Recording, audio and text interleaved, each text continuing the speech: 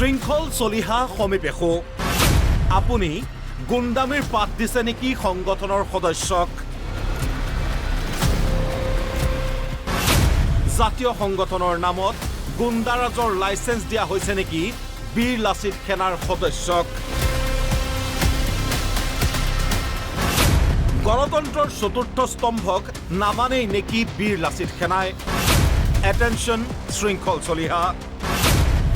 তেজুদীপ্ত কণ্ঠেৰে জাতীয়তাবাদৰ পাঠ আওৰোৱা আপোনাৰ পৰা আমাক উত্তৰ লাগে এখেত NB নিউজৰ দলগাঁৱৰ সাংবাদিক ৰিকি দাস কিছুদিন পূৰ্বে অঞ্চলটোৰ উচ্ছেদ সম্বন্ধীয় বাতৰি পৰিৱেশন কৰিছিল সাংবাদিকগৰাকীয়ে সেয়াই দুখ আছিল সাংবাদিকগৰাকীৰ সময়ে সময়ে গুণ্ডা টেক্স লোৱা সংগঠনৰ দলগাঁও আঞ্চলিক সমিতিয়ে বাতৰিৰ সন্দৰ্ভত তথাকথিত বুজাপৰাৰ বাবে মাতিছিল সাংবাদিকগৰাকীক কিন্তু অমান্তি হৈছিল সাংবাদিক ৰিকি দাস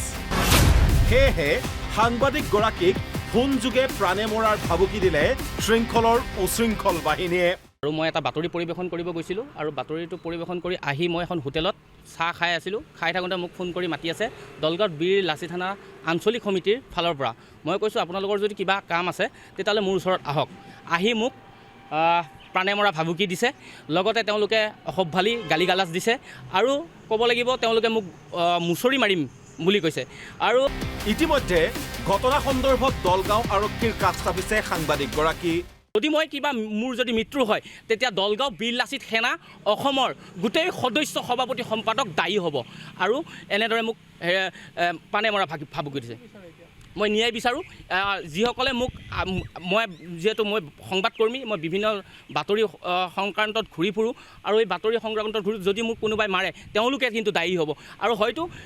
মোৰ লগত আজি এই ঘটনাটো হৈছে আৰু আন আন সংবাদকৰ্মীৰ লগতো হ'ব পাৰে বীৰ লাচিত সেনাৰ সদস্যৰ এনে চৰম ঊৰ্ধ্বতালিক গৰিহণা আমচুকে ধৰি কেইবাটাও দল সংগঠনৰ যদি এটা সংগঠনে মুচৰি পেলামৰ নিচিনা শব্দ ব্যৱহাৰ কৰি তেখেতক অপদস্থ কৰিছে এইখিনি ঠাইত আহি তেখেতক অপদস্থ ইয়াতকৈ নিন্দনীয় কথা আৰু একো নাই সাংবাদিকক ভাবুকি দিয়া কাৰ্যটোক আমি তীব্ৰ ভাষাৰে গৰিহণা জনাইছোঁ যে সাংবাদিকসকলৰ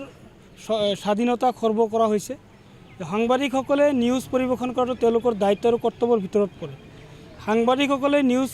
বা তেওঁলোকে নিজাববীয়াকৈ কোনো প্ৰতিক্ৰিয়া প্ৰকাশ নকৰে ৰাইজৰ স্বাৰ্থত ৰাইজে দিয়া প্ৰতিক্ৰিয়াখিনিহে তেওঁলোকে সামাজিক মাধ্যমত বা সংবাদ পৰিৱেশনৰ জৰিয়তে তেওঁলোকে প্ৰকাশ কৰে গতিকে কোনোবাই যদি কোনোবা ব্যক্তিৰ বিৰুদ্ধে যদি কোনোবা দল সংগঠনৰ বিৰুদ্ধে যদি কিবা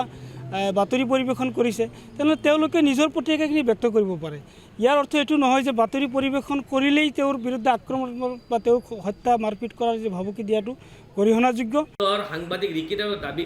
ধমকি দিলে ভাবুকি দিলে তেখেতসকলৰ বিৰুদ্ধে আইনী ব্যৱস্থা গ্ৰহণ কৰিবলৈ অতি শীঘ্ৰে কৰায়ত্ব কৰিব লাগিব নহ'লে এই ধৰণৰ গুণ্ডামি দলগাঁৱত সহ্য কৰা নহয় এই কথাটো স্পষ্ট কিন্তু কৈ দিলোঁ এই ধৰণৰ গুণ্ডামি ইয়াত সহ্য কৰা নহ'ব সাংবাদিকৰ ওপৰত এই ধৰণৰ ভাবুকি দিয়াৰ সাহস আপুনি পালে ক'ত গতিকে এই কথাটো স্পষ্ট কৰিব লাগিব দ্বিতীয়তে দৰং জিলা আৰক্ষী অধীক্ষক মহোদয় অতি শীঘ্ৰে কোনে কোনে ৰিকি দাসক ভাবুকি দিছে তেখেতসকলৰ বিৰুদ্ধে আইনী ব্যৱস্থা গ্ৰহণ কৰিব লাগিব মানে অতি শীঘ্ৰে গ্ৰেপ্তাৰ কৰিব লাগিব অসমীয়াত এষাৰ কথা আছে আগৰ গৰু যায় যেনি পিছৰ গৰুৱেও পোনাই তেনি একেই দশা হৈছে নেকি বীৰ লাচিত সেনাৰ ক্ষেত্ৰত গণতন্ত্ৰত বিশ্বাসী বুলি পৰিচিত শৃংখল চলিহা আপোনাৰ সংগঠনৰ সদস্যৰ গণতন্ত্ৰৰ চতুৰ্থ স্তম্ভক এনে ভাবুকিৰ পিছত আপুনি কি ব্যৱস্থা গ্ৰহণ কৰে সেয়া আমাৰ নজৰত থাকিব আপোনাৰ ভাষাৰে আপোনাক কওঁ